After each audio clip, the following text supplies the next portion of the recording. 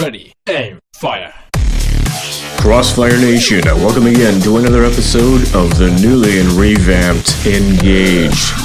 On this episode, one of which is going to be up every Thursday, we are going to be talking about the worst injuries ever in Crossfire Wrestling history. Don't forget to hit subscribe and hit that bell and give us a like. So the criteria is the impact on Crossfire itself from an injury to a wrestler, and of course we're going to talk about the impact on their career. And as you will see, some of these injuries, although they may not look too serious, indeed had some serious consequences on some of those involved. I completely shattered my forearm. I shattered it in 2 different places.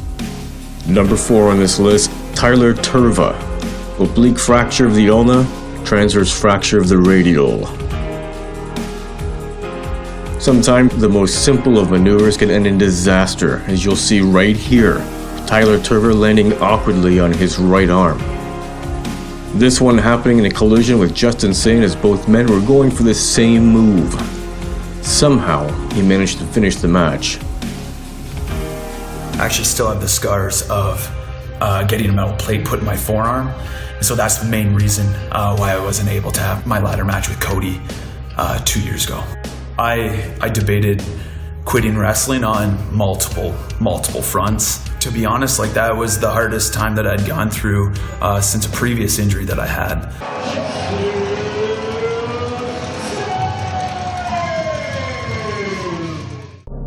Speaking of Justin Sane, June 24th. My career came to an abrupt halt when my knee got shredded. Number 3 on this list, Justin Sane going for a reversal here, and as you can see, he lands awkwardly and absolutely destroys his right knee. His MCL and ACL completely ruptured.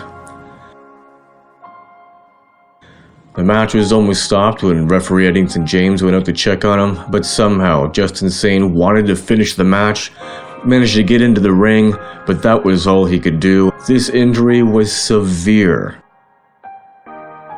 Justin Sane had to have reconstructive surgery on that right leg, but thankfully, after over a year off and with intense rehabilitation, Justin Sane managed to make a full and complete comeback. Almost shook the canal.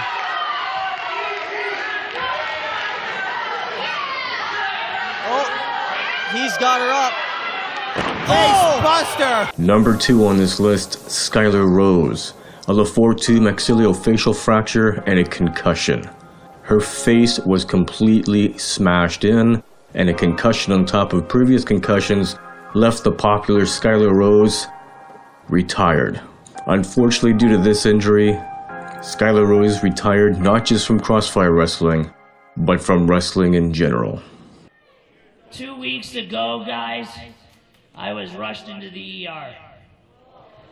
I was admitted into the hospital where I spent 3 days, and I have received 3 blood transfusions to get new blood into my body. Here we go with Air Kong.